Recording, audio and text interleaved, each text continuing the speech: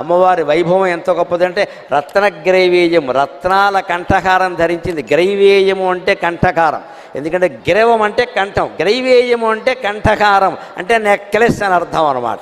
అది ఎంత అందంగా ఉంటుందంటే రత్నాలు పొదిగిన నెక్లెస్ తొడుగు వేసుకుంది ఆవిడ, అది సరిపోలేదుట. రత్నగ్రైవేయ చింతాక, ఇక్కడ మళ్ళీ చివర చింతాక ఆకుపచ్చని పతకం ఉంటుంది అమ్మవారికి ఆవిడ. అది చింతాకు రావ్యాకు కాదు, చింతాక సంస్కృత మాట. చింతాం కటతీతి చింతాక అంటారు. ఆ ఆకుపచ్చ రంగు పతకాన్ని దర్శించినంత మాత్రం చేతనే మన చింతలన్నీ దూరం అయిపోతాయి, అంత గొప్పది ఆ మాట.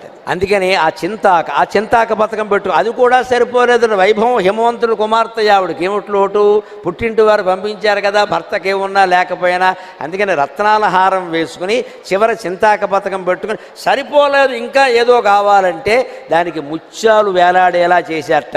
లోల ముక్తాఫలాన్విత